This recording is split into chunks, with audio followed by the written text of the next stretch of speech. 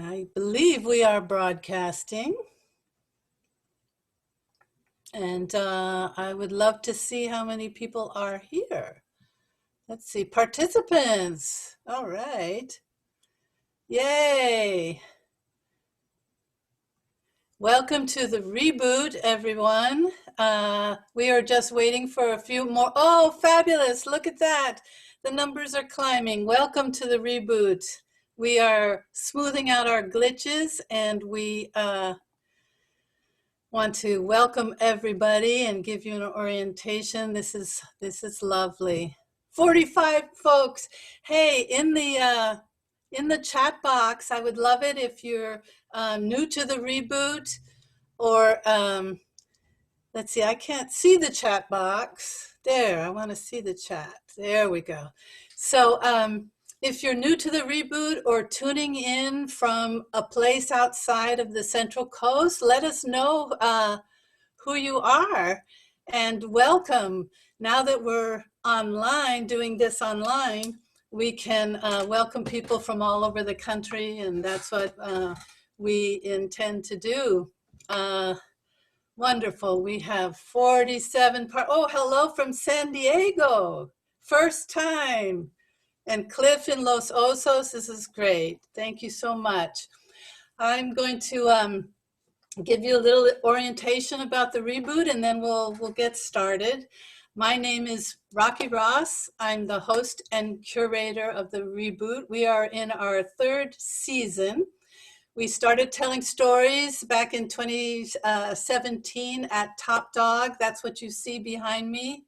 This wonderful audience under the stars with beautiful lights, and we had standing room only, and it was lovely. And now, to be safe for our community, for everyone, we have squished ourselves into the tiny windows of Zoom, and we're happy to be here and holding down the fort for creatives and storytelling all over the world. Oh, we have someone from Santa Barbara. That's fabulous.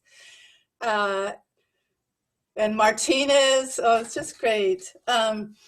So what we're going to do, the reboot is sort of like the moth. We love to tell stories.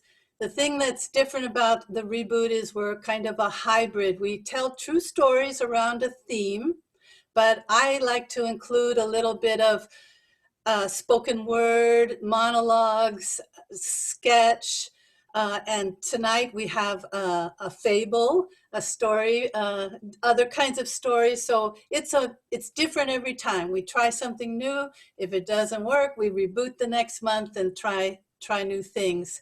And I want to ask your patience, because this is kind of like a techie thing and it's new to me. As I said, when we first did it in May, I used to be a DJ spinning vinyl, but now I'm spinning JPEGs and PDFs and microphones and cameras. So, but we're in a webinar format. So I just want to give you a little housekeeping here. You won't see the other participants, the other attendees at our show tonight. You will see our storytellers, but you can talk to each other in the chat box and also comment to the storytellers afterwards. And I won't be reading the chat box during the show, but I will have the transcript afterwards, and we love having your feedback. So feel free to write whatever kind things you want to say in the chat box. So let's see, I would love to introduce our players, or our storytellers, and our wonderful tech crew that has signed on to help me. I will do that now. I'll ask everyone to turn on their cameras, and beautiful, and unmute themselves for a moment. So, hi everybody. Hello, everyone. Thanks for coming. Hi. Thank you. Here's our storytellers.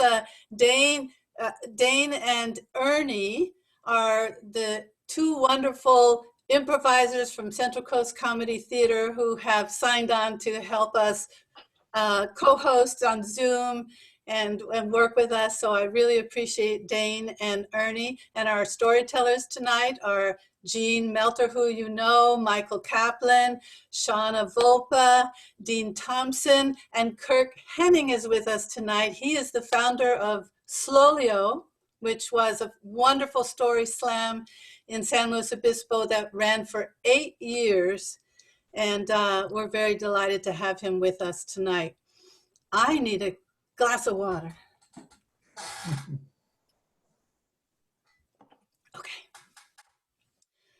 Okay, everybody's logged in. It might be a little frustrating for people. It's all new. I'm glad you're here, Colleen. Thank you guys for coming. The storytellers know this. I just want to share. We have a few guidelines. We don't preach or proselytize or go political, but our storytellers have a point of view, perspective, and we also, this is a place of artistic license. So if you hear any words that you don't use in your daily life, just let it flow over you. One more thing, it's not a comedy show. Our stories sometimes are really funny because life is funny itself, but there's no pressure to be funny. And usually we have, when we're live at Top Dog, we have around 8 storytellers. Tonight is a shorter show. We have 5 stories and then a little dessert at the end. And that's how it's gonna run. So I think we're ready to go. How are you guys doing out there? We have 50 something people. That's beautiful. Thank you so much. I know you have Netflix and other things to do tonight, and you're here with us. So we're honored that you're giving us this chance to tell our stories, and we will start without any further ado. Storytellers and production crew, would you please close your cameras?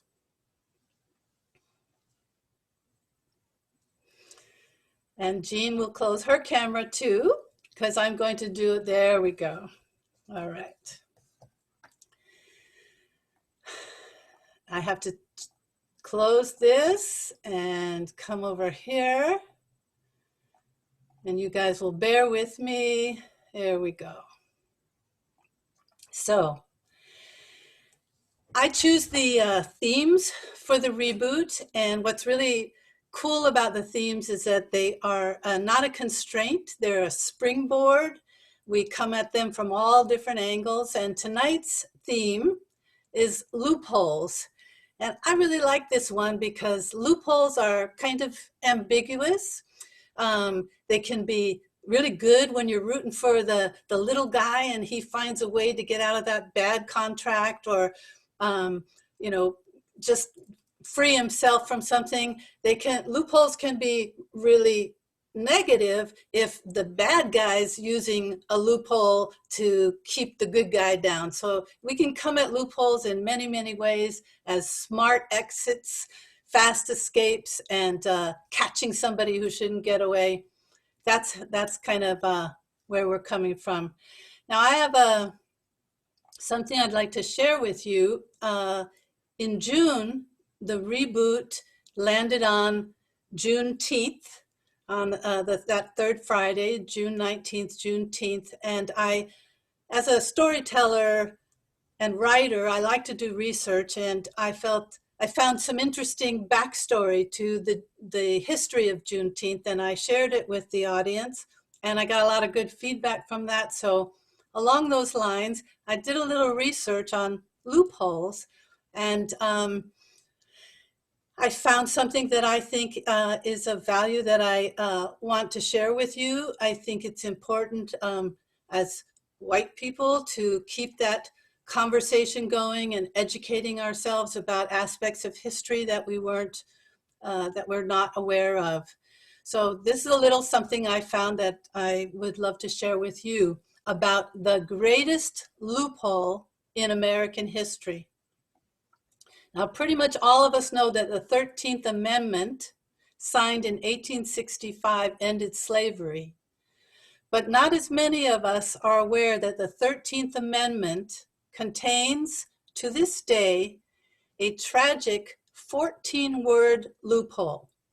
It's a clause separated by 2 commas, and it was insisted on in the Constitution by those who wanted to continue profiting off of the labor of enslaved Black people. Now, this loophole has been exploited throughout our history to make America the world's most prolific jailer. This is how the 13th Amendment reads: neither slavery nor involuntary servitude, except as punishment for a crime whereof the party shall have been duly convicted, shall exist within the United States. This is a huge loophole. This exception gave rise to black codes. This was a new types of offenses, things like malicious mischief and vagrancy. They were created, which sent more Black people to prison than ever before. And states put prisoners to work through convict leasing.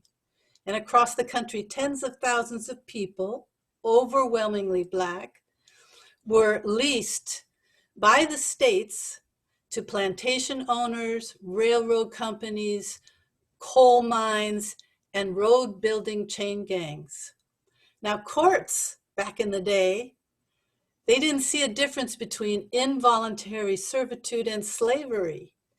In fact, in 1871, the Virginia Supreme Court ruled that a convicted person was a, quote, slave of the state.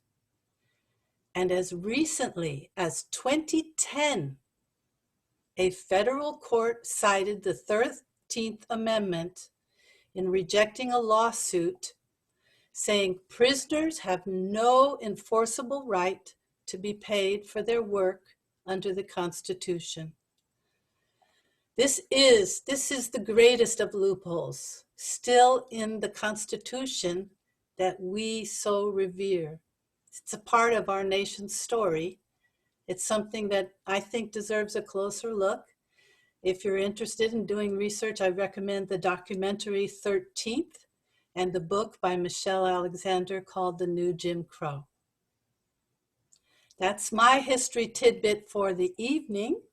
And now for something completely different and fun, I'd like to welcome to our virtual stage our first storyteller, Jean Melter.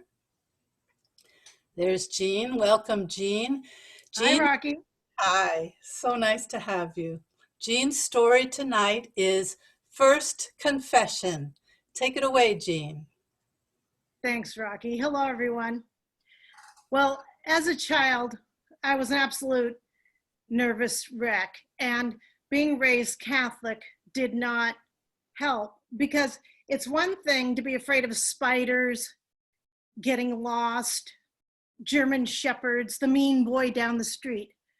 But the threat of eternal damnation, I mean, spending all eternity, which is a very long time, in agony because you're on fire.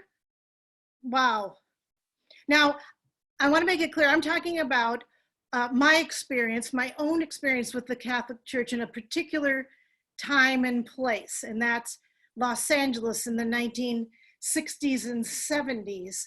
And I haven't been a practicing Catholic for a very long time, so I don't want to know what it's like now, but it seems like the Catholic Church has not lost much of its medieval charm. But getting back to hell, I was taught there was a foolproof way to avoid going to hell, the sacrament of penance, otherwise known as going to confession. You tell a priest your sins, he forgives you on God's behalf. Now you're not going to hell, no matter what you've done.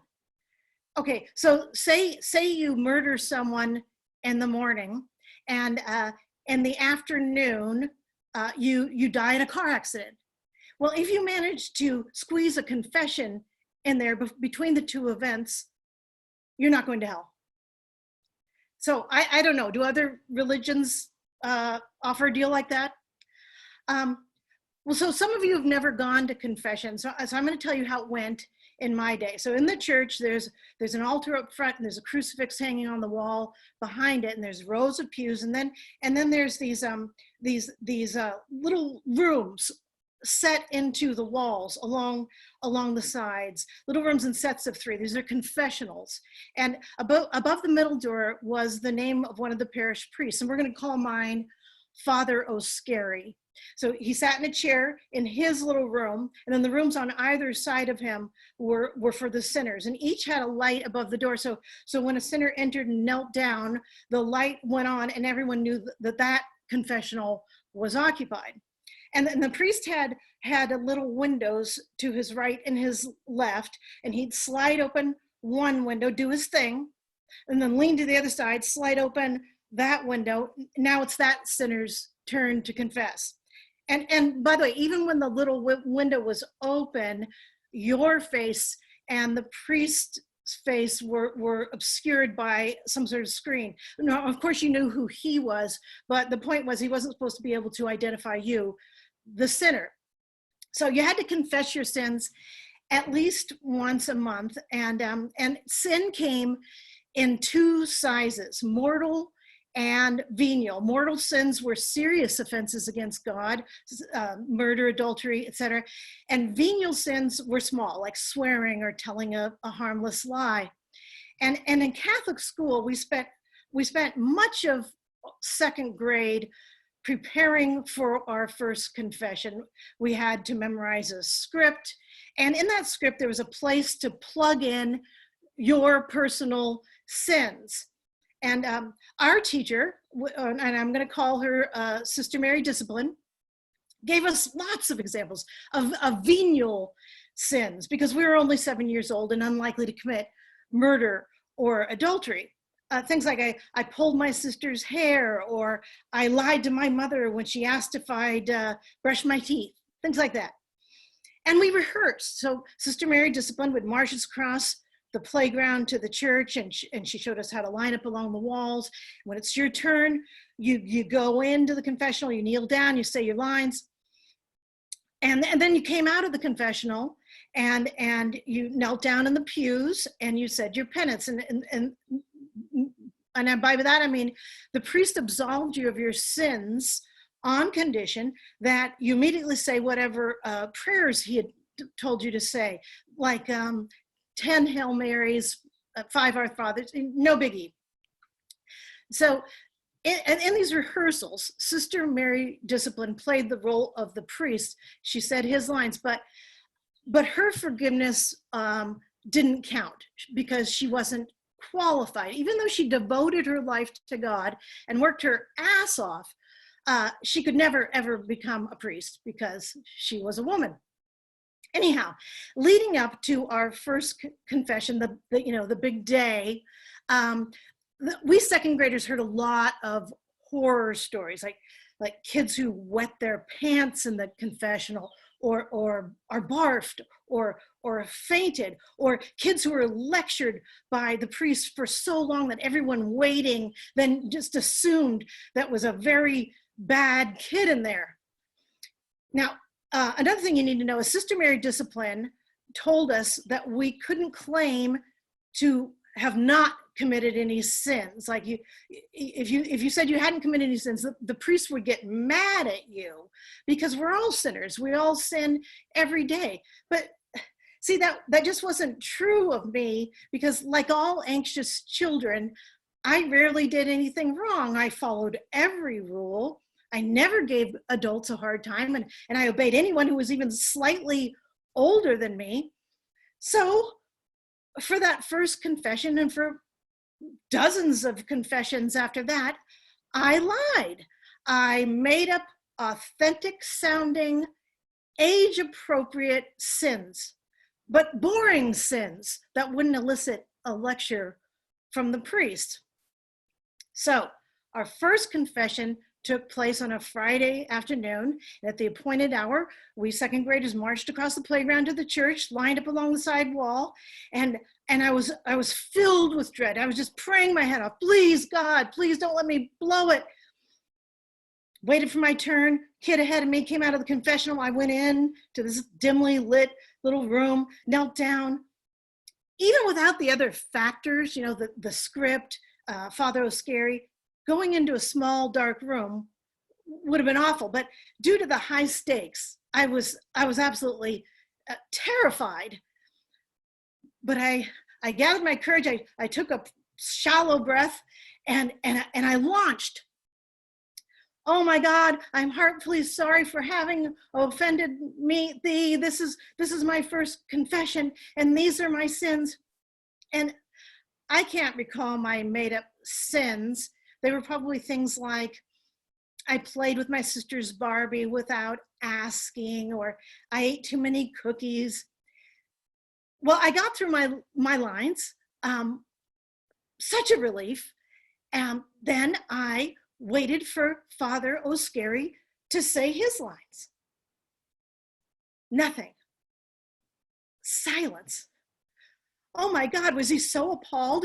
He couldn't even speak? Were my made up sins so shocking? I didn't know what to do. I was afraid to say anything that wasn't in the script, like excuse me or hello.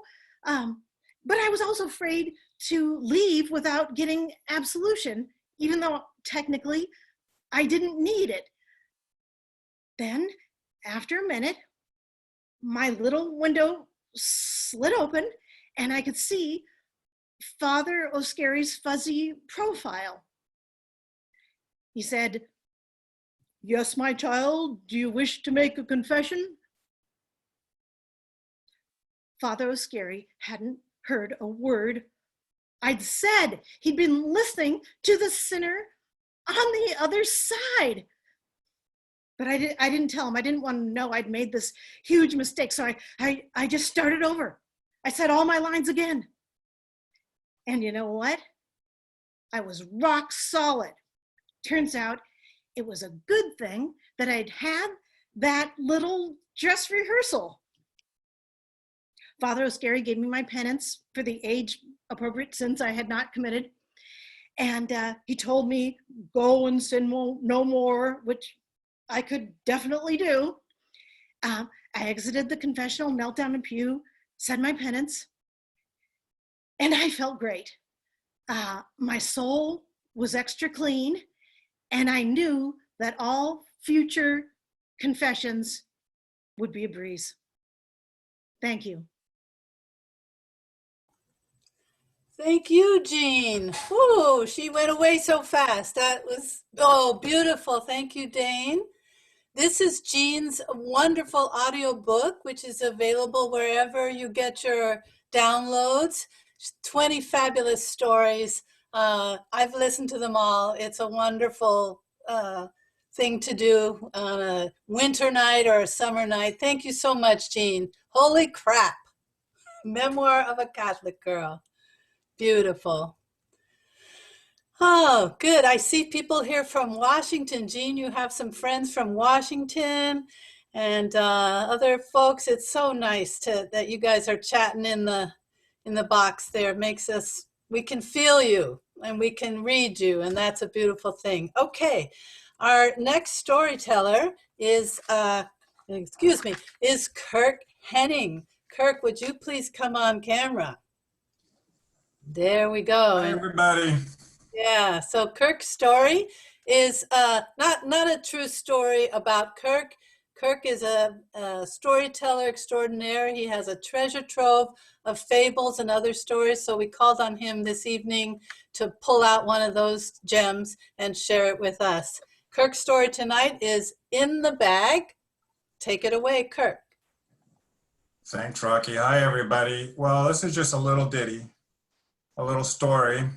There's some historical context to it. It starts in 1961. In 1961, a wall went up in between the city of Berlin. On one side was East Germany, and on the other side was West Germany. And at one point, in between the walls, there was a place called Checkpoint Charlie. That's where people would go back and forth between the border of East Germany and West Germany. Of course, East Germany under communist rule, West Germany under democratic rule. And so it was a tight checkpoint, tight place. There wasn't really anybody named Charlie. It was just named after the army way of saying letters. There was also a checkpoint Alpha and a checkpoint Bravo. Checkpoint Charlie was in Friedrichstrasse in Germany. And people would pass back and forth between the Allied checkpoint, as they call it, and the East Germany checkpoint. And there was a time when one particular man was passing through the checkpoint. He rode up on his bicycle, actually, and his bicycle had a basket on the front, and in that basket, he carried a sack. It was a regular old sack. The kind that you would take your lunch in. As a matter of fact, he had his lunch in this sack. And he rode up to the guard, in the East German guard. And the East German guard looked at him up and down, always suspicious. And he asked the man, well, what's in your sack? And the man said, well, in my sack, I have my lunch. And the East German guard was immediately suspicious that he might be carrying something other than lunch. So he opened the sack and looked inside, and sure enough, there was a sandwich in there, a bologna sandwich and an apple, and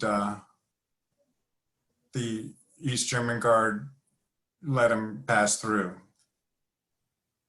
Now this happened again about a month later. The same man rode his bicycle up to the checkpoint Charlie. The East German guard came out. There was another sack in the basket, and the guard asked, well, what is it you have in your sack? And the man again said, well, it's just my lunch. I'm going to visit, and I'm bringing my lunch. And this time the guard was even more suspicious. He looked inside, he brought out the sandwich, this time maybe a peanut butter and jelly sandwich and an apple and maybe some chips. He opened the sandwich up, he inspected it very closely. He sliced the apple up, suspecting there might be something inside the apple. Rifled through the bag of chips, couldn't find anything, and he let the man through. This happened again the next month, and the month after that, and the month after that. For years, the same man riding his bicycle up to the East German guard, carrying his lunch sack, the East German guard, suspicious, always rifling through the lunch, never finding anything. Well, many years later, when the Berlin Wall finally came down, and the two were now old men, they came upon each other in a bar. The old guard invited the man riding the bicycle to his table, and he asked him, you know, all through those years, whenever you came through the checkpoint, I knew you were bringing something in. I knew you were smuggling something. And the man said, yeah, I was smuggled something in. Yes, you're right. And the old guard said, I don't know how I missed it. What was it that you were smuggling in? And the man said, you really want to know what I smuggled in? The old guard said, yes, please tell me. I can't believe I missed anything. And the man said, come closer, I'll tell you. And the guard leaned in, and the man said, this is what I smuggled, bicycles. And with that, the old guard smiled, the man smiled, the guard chuckled, the man chuckled, the guard laughed, the man laughed. Then they clinked their glasses and they laughed to the folly of youth. And that's the bicycle smuggler. Thank you. I'm unmuted. There we go. Thank you so much, Kirk. I appreciate that. You gotta be wily. You gotta be sneaky sometimes. All right. Is everybody doing okay as far as muting and unmuting? We're good with that? I hope so. All right. Our next storyteller is Shauna Volpa. Shauna is a featured player with the Central Coast Comedy Theater, and I'm so delighted she pulled this story together for us with very short notice, and she will be in the little dessert with me later in the show. Shauna's story tonight is Unspoken Agreement. Take it away, Shauna. Thank you, Rocky. Okay, hello everyone. I want you to picture a 9-year-old me. I'm underneath my blankets in my bed and I'm terrified.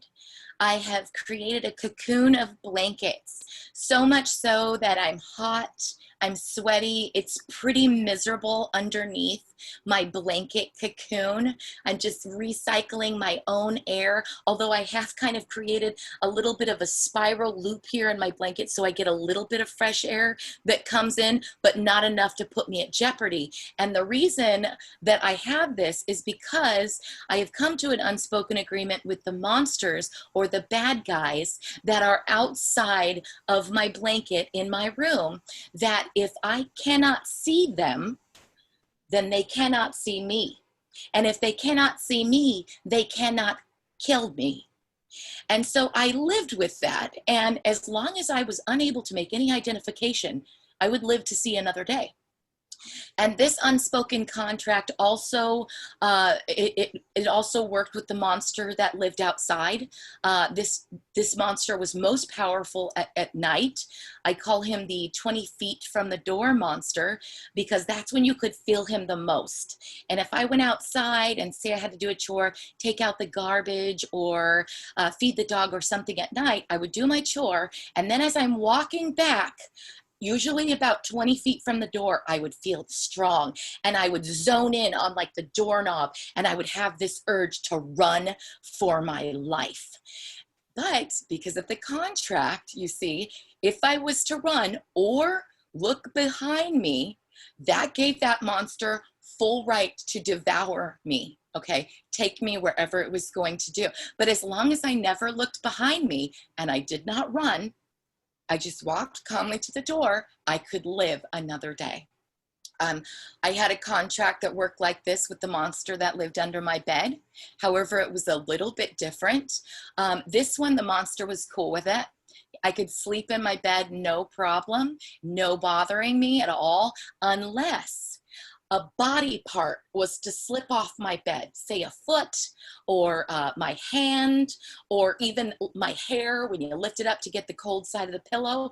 Any of those things that came off the bed would then null and void that contract, and the monster under the bed then was allowed to grab whatever body part that was and pull you in to the monster hell that awaited you. And that was just common knowledge. So I was always very careful not to allow any part of my body to come off the bed. So this stayed with me for a long time. And as I got a little bit older, it just transferred into something else. And this something else was porcelain dolls. So my grandma Donna, bless her heart, I love her to bits. She is the best grandma anyone could have. She started getting me porcelain dolls. This started because I went to my cousin Alyssa's house, who had this porcelain doll, and it was gorgeous. It had these like perfectly spiraled curls, and it had this green velvet, like green crushed velvet dress on with a bonnet, and it had lace on it. And it was like, looked like she was wearing a little bit of lipstick. She had her mouth was like in this like welcoming kind of smile. And I was like, oh my God, she's beautiful. And I loved it. And so my grandma found out, and being the sweet soul she is, she started getting me these porcelain dolls. So from 9 to 11, I got porcelain dolls, a lot of them. I got them for Christmas, for Easter, for my birthday. I really started getting them hardcore. And then other people would find out that, oh, she loves porcelain dolls, we'll get her porcelain dolls too. Little did they know that I had developed a phobia. I was terrified of these porcelain dolls. They were awful. But we developed an unspoken contract as well. And so I would lay them all out on my dresser. And as long as I pretended to love them, and told them how much I really enjoyed them. And I'm so glad they're there, and that I love them so much. And I would also tell them before I would go to bed, you can get up and do whatever you want.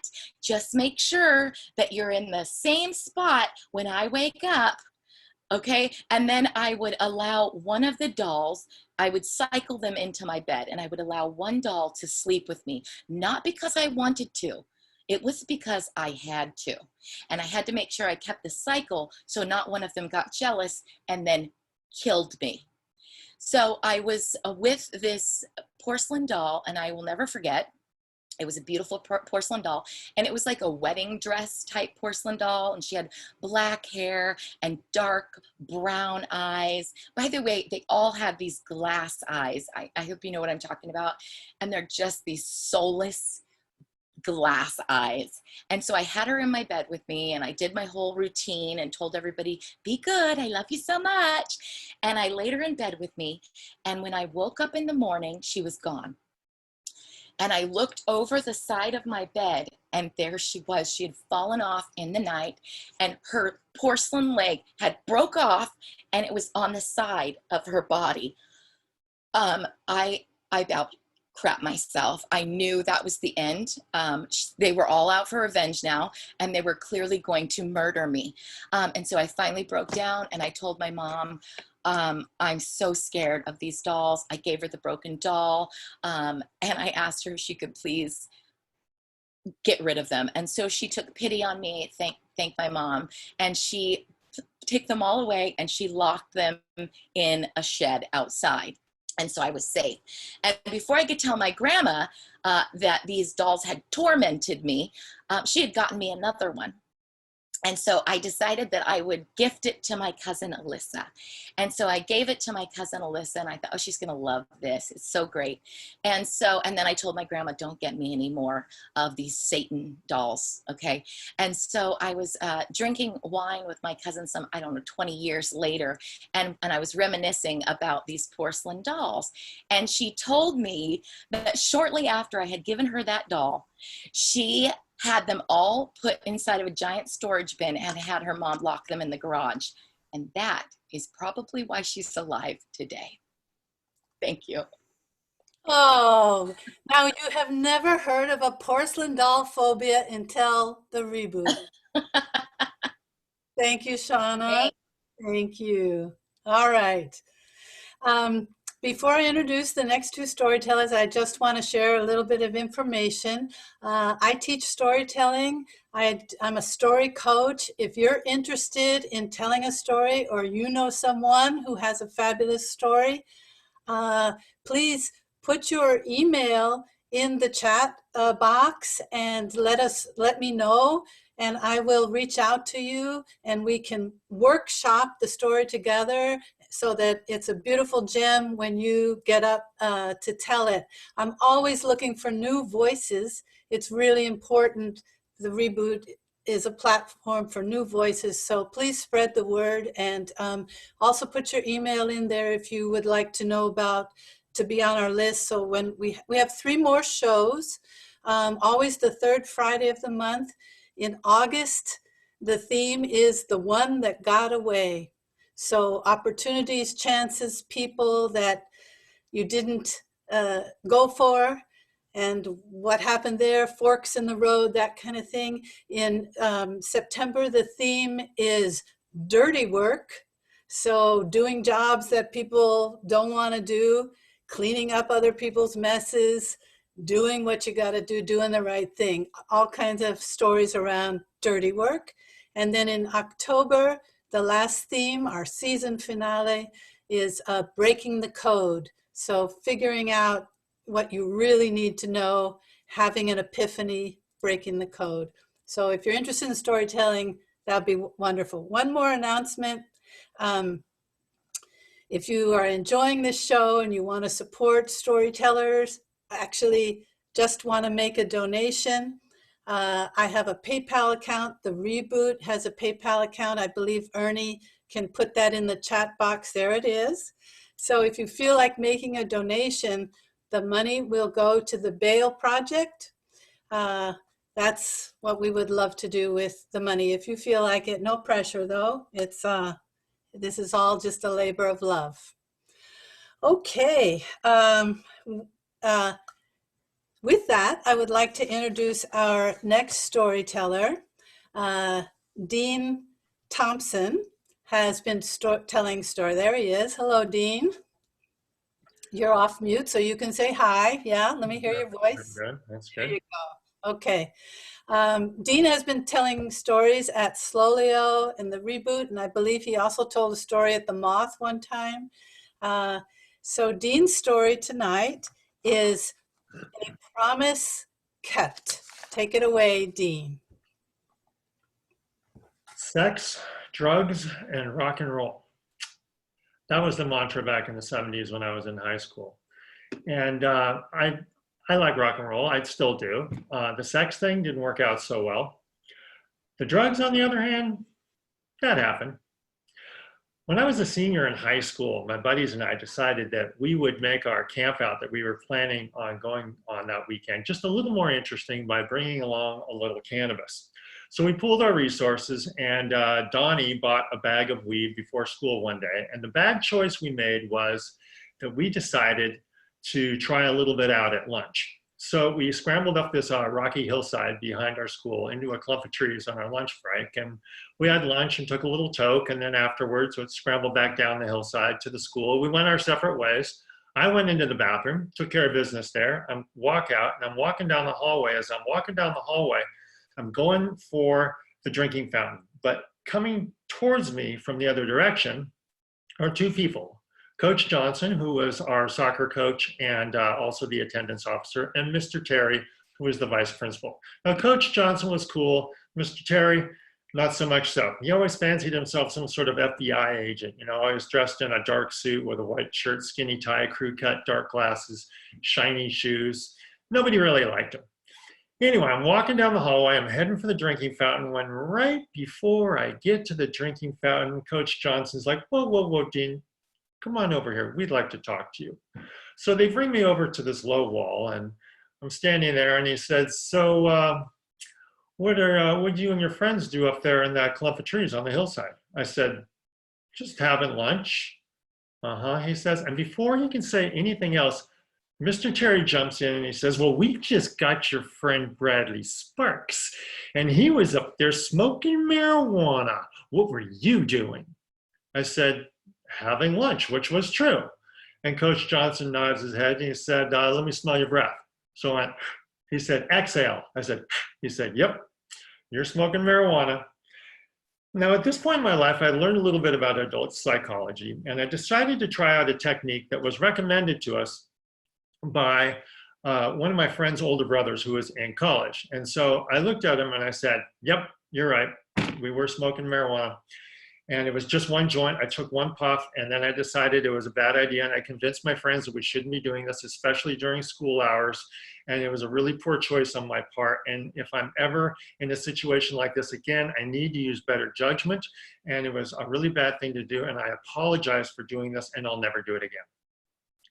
And Coach Johnson just kind of nodded at me, and he said, empty out your pockets. Now, I was clean. Donnie had the weed, so I emptied out my pockets, and they're going through my stuff. And he opens up my wallet, and right inside my wallet, right on the inside, is my Boy Scout identification card. And Mr. Terry sees that. He's like, Christ, they're all Boy Scouts, which was true. We were Boy Scouts. It was a Boy Scout camp out that we were going on. So they take me to the office, and they sit me down in the office, and now they're calling my parents. Now, this is before cell phones or answering machines. I can hear them in Mr. Terry's office. They're trying to get a hold of somebody. They can't get a hold of anybody. And at one point, Mr. Terry comes out, and he confronts me, and he's like, what was the name of that other boy who was up there with you? And I just looked at him and shook my head and smiled. He said, did you boys stash a bong up there? Is there a lid of pot stashed up there? And I almost felt like saying, yeah, you know what? There is a lid of pot up there. And we stashed a bong up there. There's a bunch of hookahs up there. There's a whole bunch of... I just wanted to see him scramble up that rocky hillside in his shiny shoes. But instead, I just looked at him and said, if there was something up there, do you think I'd honestly tell you? But at this point, Coach Johnson had already rejoined him, and he said, never mind him, never mind him. I know who the other guy is. It's Donnie Gilmore.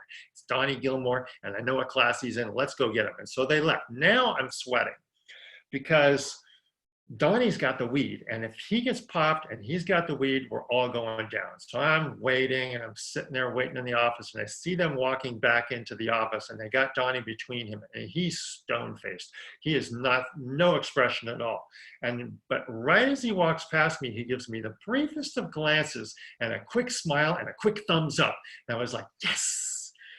What had happened is Donnie had seen Bradley get busted. And then he heard that I got taken to the office as well. So he knew he was next. So he got rid of everything. He was totally clean. He was just sitting there waiting in the class. And when they walked in and said, is Donnie Gilmore here? He said, oh, there you are. I've been waiting for you. What took you so long?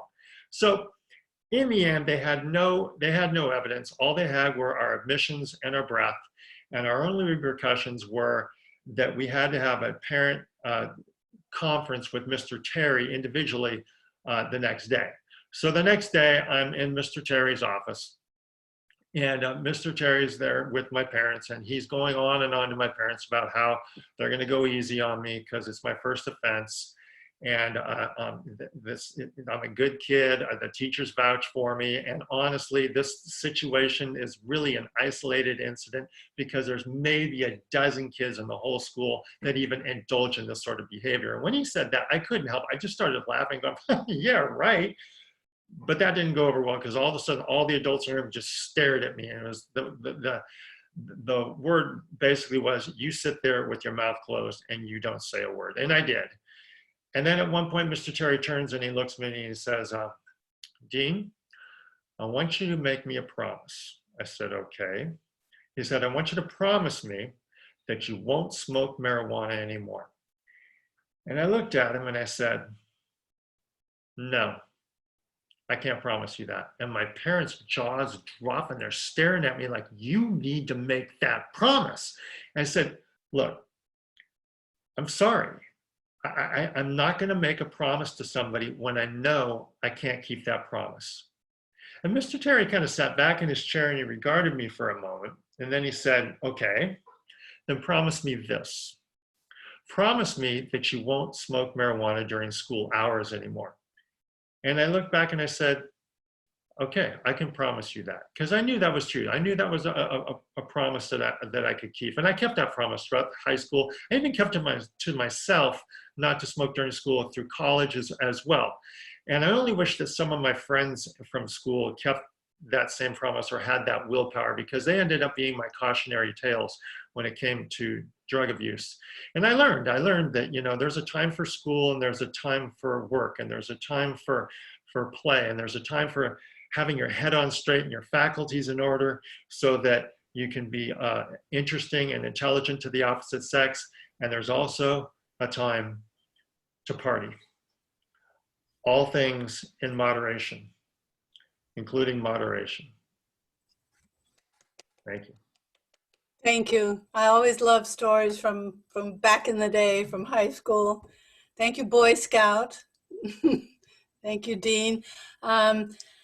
The PayPal link for any donation you feel like sharing is in the chat box. It's paypal.me/reboot storytelling. I don't have a Venmo. I tried. It was kind of frustrating. I said no Venmo. So PayPal is it. That's fine. Thank you again, Dean. So relatable. That's lovely. Yeah. Let's see. We have one more storyteller, the amazing Michael Kaplan, and then a little something different. There's Michael. Beautiful. There, in your mute is off and you're ready to go in your green room there. Michael's story tonight is the lower depths of higher education. Take it away, Michael. Thank you. Now, everybody, many of you know her as Rocky and some of us know her as Rachel. I just want to acknowledge that for the last 3 months in a row, she's had to reinvent the reboot every time to make it work and to find a context. And I know all of us, all the storytellers, so appreciate her devotion and her creating a venue for us. So Rachel, thank you so much.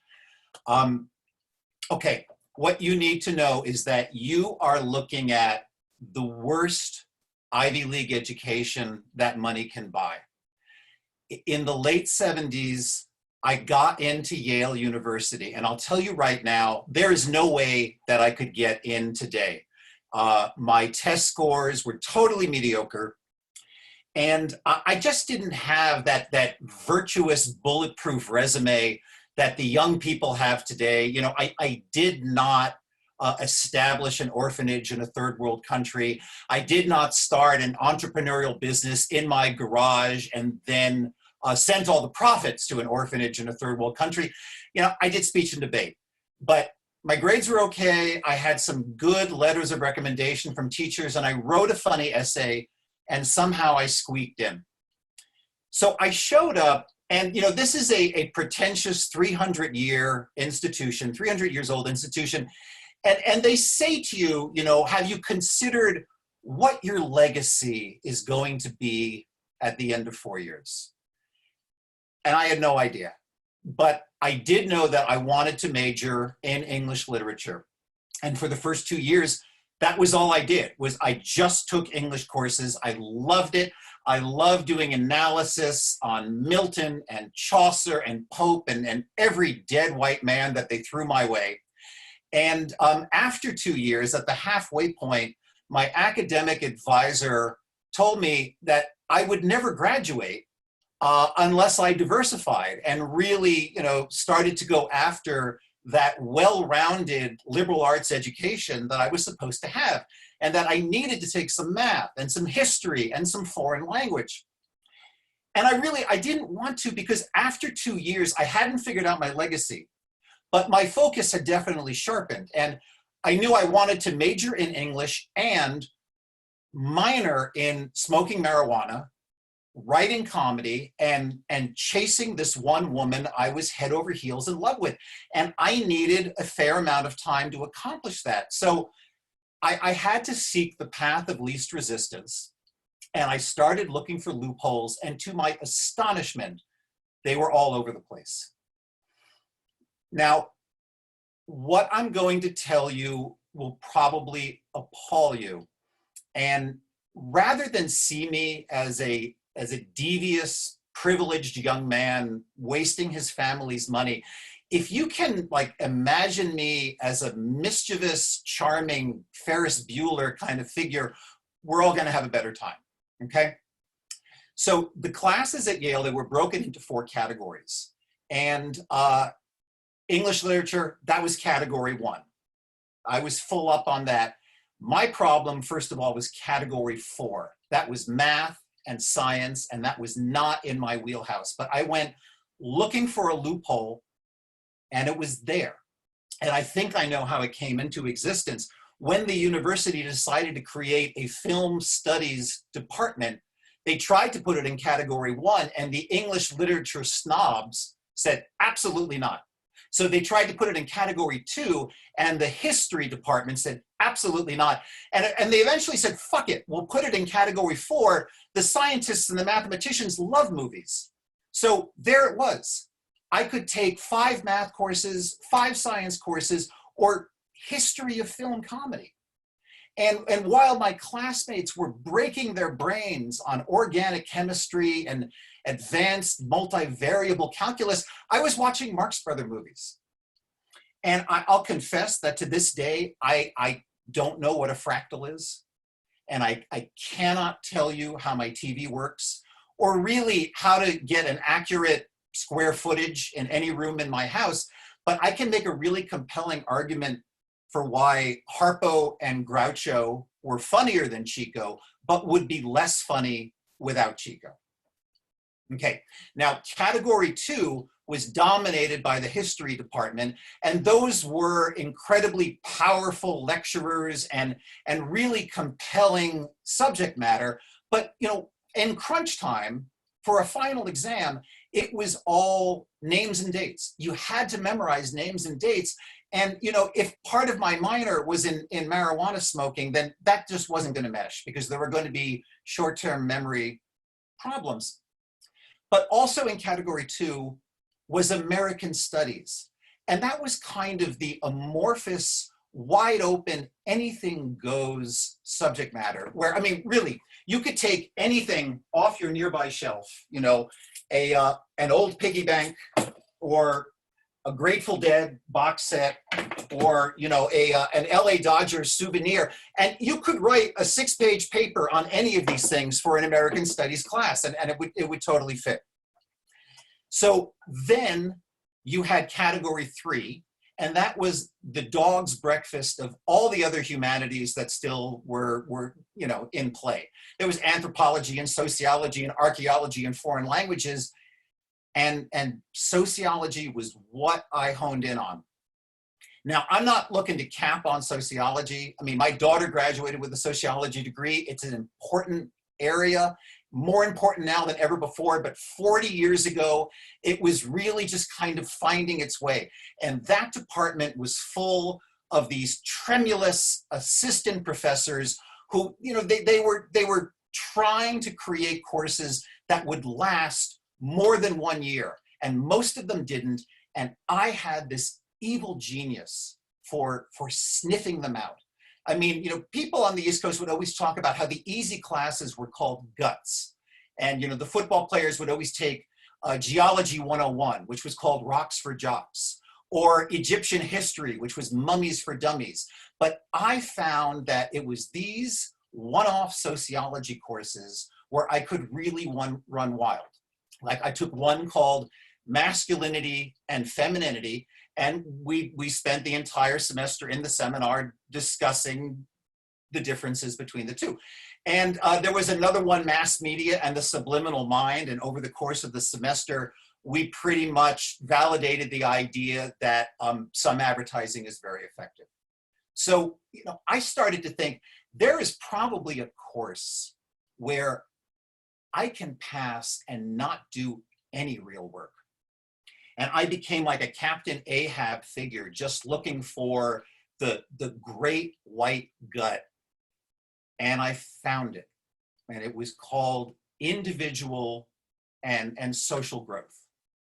And I'm going to remind you, please, let's view this through the Ferris Bueller lens, as opposed to seeing me as an arrogant, indolent man-child, which I clearly was. Okay, so individual and social growth.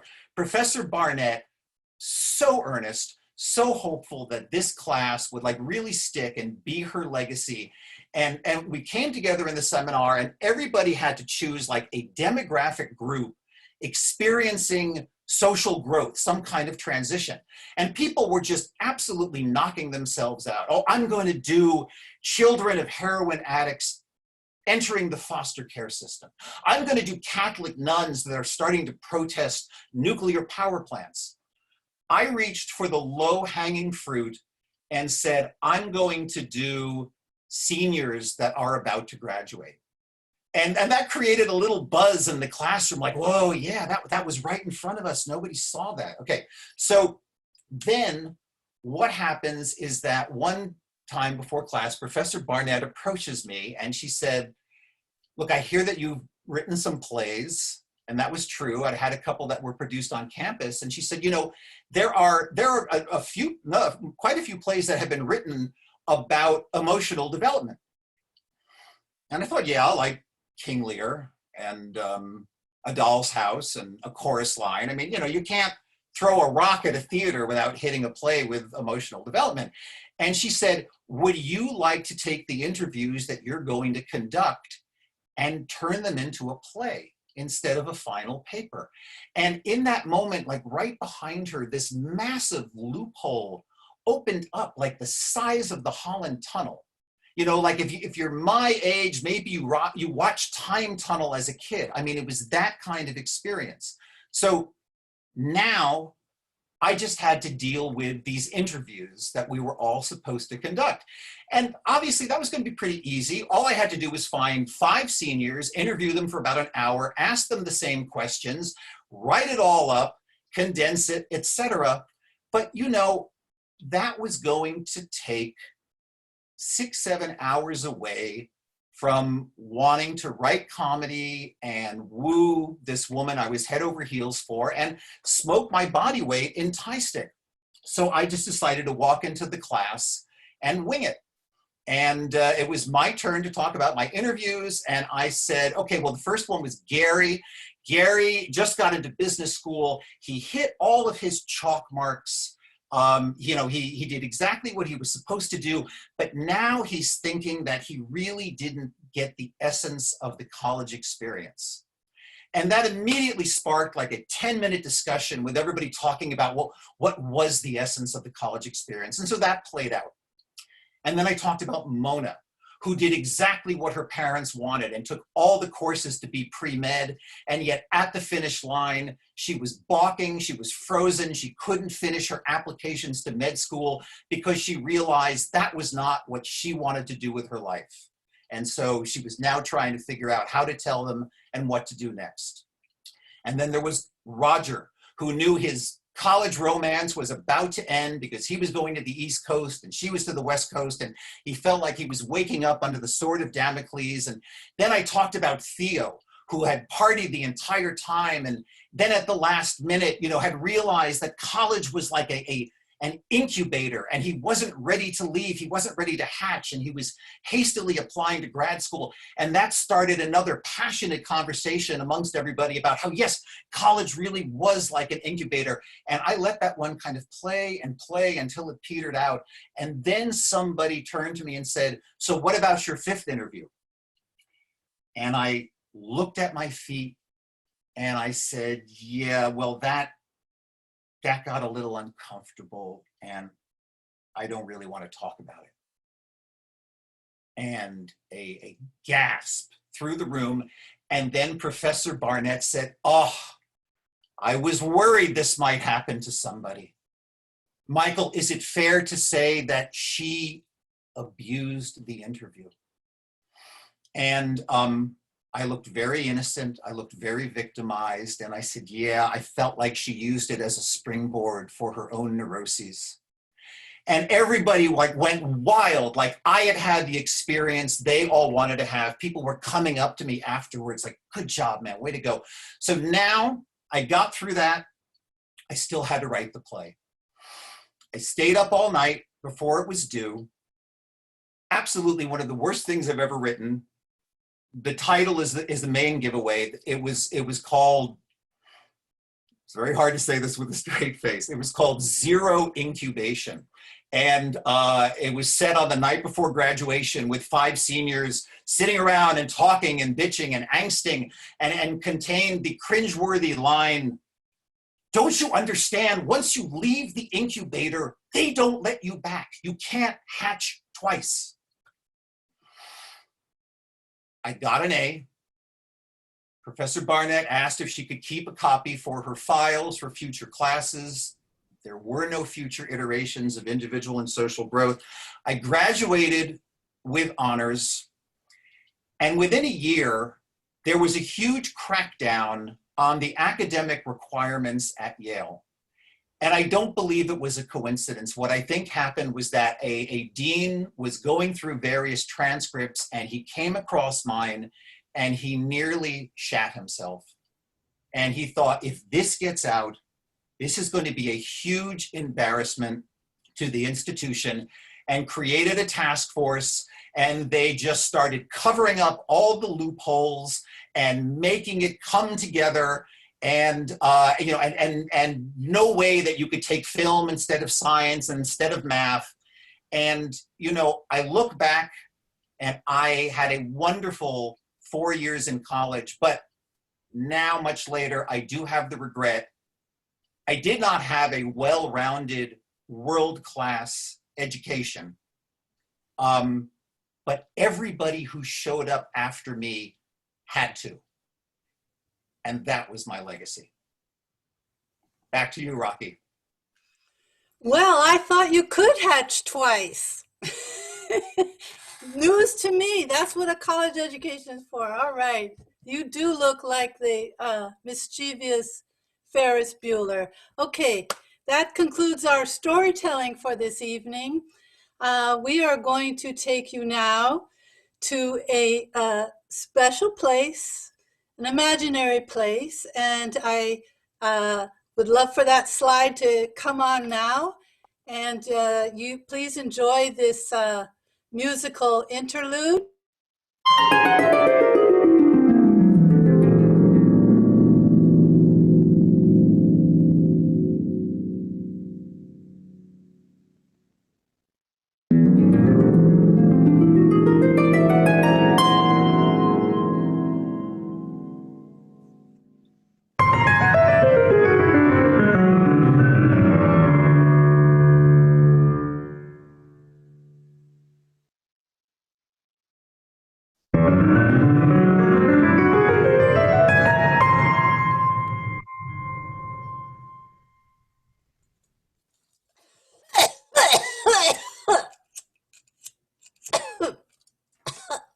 Oh, Sarah! oh, just a minute, just a minute. Sarah! Yeah, I'm here. Oh, thank God, there you are. Oh, what is that? What is that smell? What? It's just disinfectant. Oh, okay. Cherub, I've been looking everywhere for you. Look, the big guy has outsourced a huge project and he wants angelic corporations to do it. This could be our big break. If we nail this, it could put us on the map, in the stars, in the lights. However he does it, this is huge. But he wants it like tomorrow. He wants us to write the 10 Commandments. I know. I'm freaking out. Okay. What do we do? Gotta get carving. Okay. The 10 Commandments. Get your stone. Why 10? Well, who cares why 10? I don't know why 10. Because he likes the number 10. I don't know. 10's a 10 top best dress. 10 most wanted. 10. Just get the stone. Let's go. Okay, wait. We're on a deadline, Cherub. Let's do this. Wait, it's kind of heavy. These are kind of heavy. They're, marble. You've been working out, though. You're looking good. Yeah. Okay, wait. Yeah. I got the carver. Got it. That's it. All right, I've been working on my carving. I'm ready. All right, Cherub. I've been thinking about this on the way over, and I've got commandment number 1. Okay? Commandment number 1. Now, you know how much he needs to be number 1. I mean, he is top banana, real jealous guy. All right, top dog. So I'm thinking commandment number 1, you shall have no other gods, no false idols. Right? What about American Idol? Okay, all right. Put that in there. Include that in there. All right.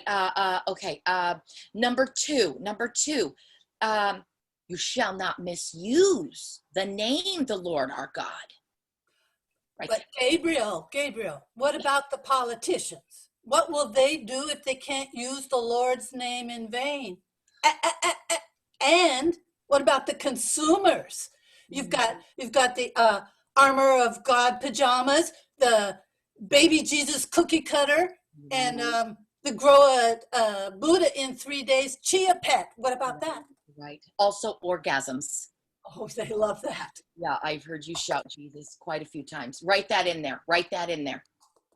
All right. Okay. Commandment number 3. Remember the Sabbath day and keep it holy. Well, what about if it falls on a 3-day weekend? You've got the sale at Dick's Discount Mattress. Can you just zip it? Can you shut it down? Just stop. Okay. Commandment number 4. Honor thy mother and thy father. Gabriel, let's not make it like automatic. I say if they're over 18 and not living in their parents' basement, sunset rule, and we won't make it automatic. We'll make it based on parent performance. Yeah. Okay, all right. This time, Cherub, there's no exceptions. Are you hearing me? No exceptions, okay? Thou shalt not murder. No. But let's leave that to the world's religions. They've got their own loopholes for that one. All right, all right, all right. How many is that? That's okay. Commandment, a commandment, a commandment. You shall not commit adultery. Oh, what about Pornhub? Ooh, okay. You got me there. Write that in small though, real small, real small. All right, commandments, commandments. Okay. You shall not steal. Steal the show, steal home base, steal a kiss, steal cut oatmeal, steelhead trout, and Steely Dan. Okay, I'm gonna need you to stop. I'm gonna need you to stop. Okay. All right. Commandment. You shall not give false testimony about thy neighbor. About thy neighbor, false testimony. Just write that just like that. Thou shalt not give false testimony. Okay, wait a minute. In the year of our Lord, 2020, there will be truthiness, factoids, and alternative truths. And the orange one, who would be king, will call it truthful hyperbole. I've got an idea. What? Let's invent fact checkers. That will be the job from hell in 2020. Okay, that's fine. That's fine. Just put that in there. Put that in there. I'm on. I don't even know. Okay. I know a commandment. You shall not covet your neighbor's wife, or their ox, or Porsche, or anything. You can't covet anything of your neighbors. Gabriel, greed, that's what makes the economy. That's what matters. Capitalism. You're right. You're right. Oh God, where am I at? What am I? What? Lord? No, no, God. We're actually right on that. We'll be right up there. We've got some great ones, Lord. Come on, guys. I don't have an eternity, you know. Okay. All right. We're on it. Okay. The commandments. Oh my God. What? No, not you, Lord. Not you. We'll be right there. Okay. We've only got 9. What are we gonna do? Think of something. We'll think of something. Let's ask Alexa. You can't ask Alexa. That's a tool from Satan. You can't use that. Just think of something. Okay. Oh my God. Oh, I've got it. You shall wear a rubber. Oh, that's good. That's real good. No holes in that one.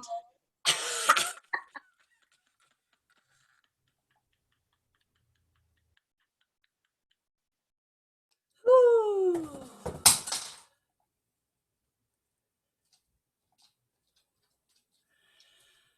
Am I muted? Am I back? I'm here.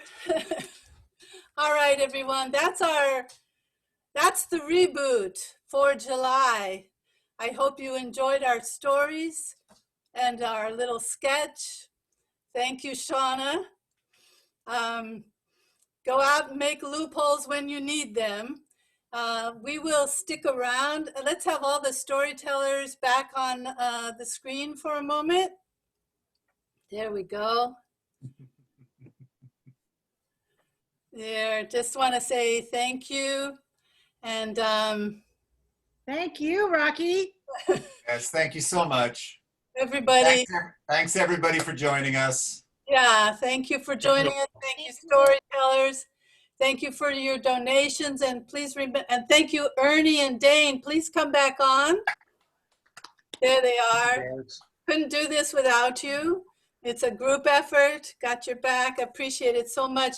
Please, thank you everyone for staying, and leave your email in there so we can reach out to you, and we'll see you next time.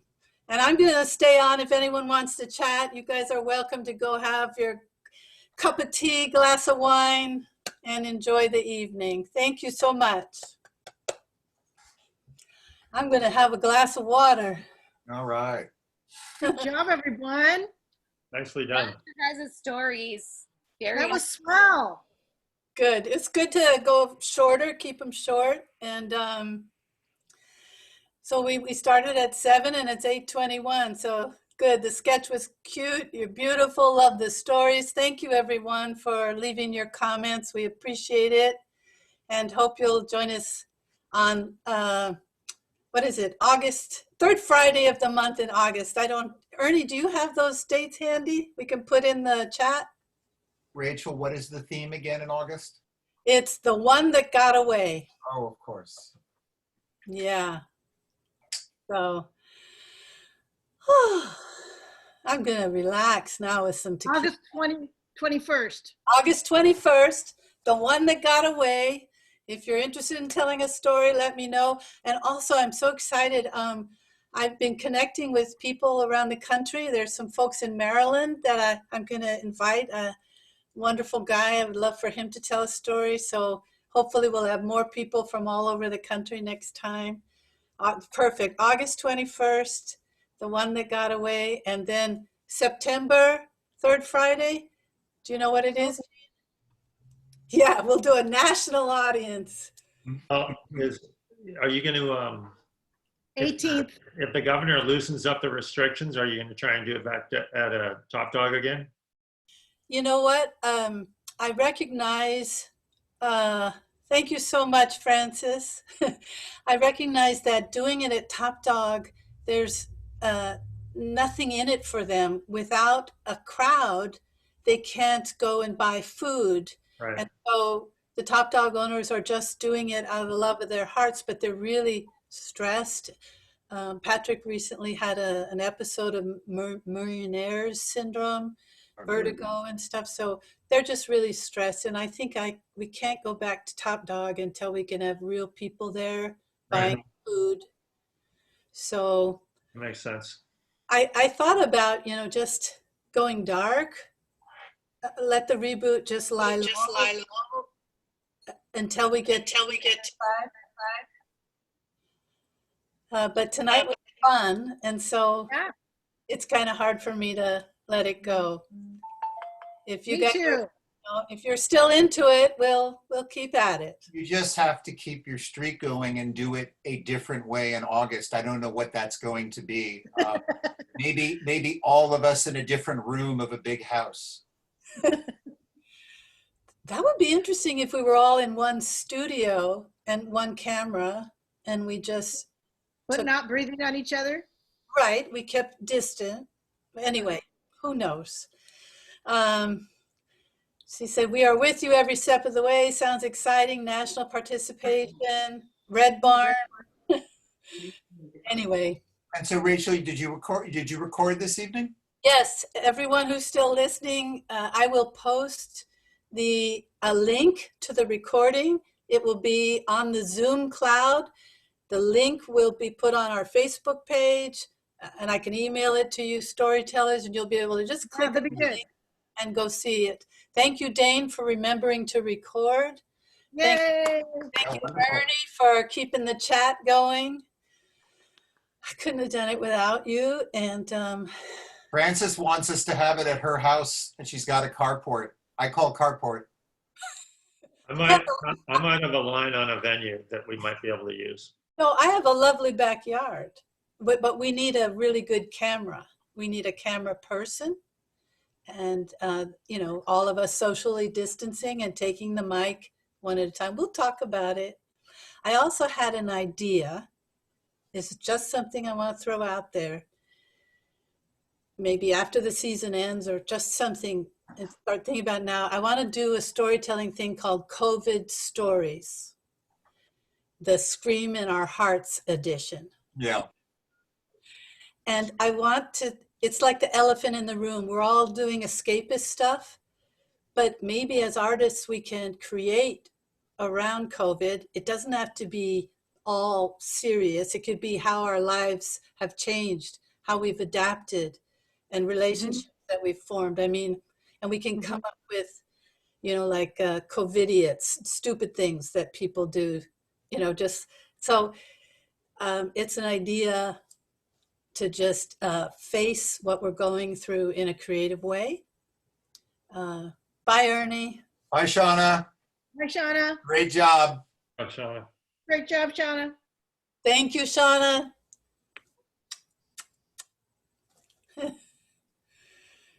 Great creative release for the COVID pandemic. Yeah, just something to keep in the back of your creative minds. You could percolate something up. Yeah, I like that idea. Be real and gritty and real and uplifting. But yeah, not repeating what's on social media, people's frustrations, Real or political shit. stories, entertaining. Something original. I think it should be original thoughts on Absolutely. COVID, unusual thoughts. Yeah, and you know, but like the same story format where something's got to happen, you know, like you say, you know, the keys, the ingredients, so that it's entertaining and real. Mhm. Yeah. Good night. Thank you, Dave. I'm All going to right. check out as well. Again, Rachel, thanks so much. Thanks, everybody. Great Bye. having you. Michael. Good night, Okay. everyone. Thank you. Bye-bye. Story on.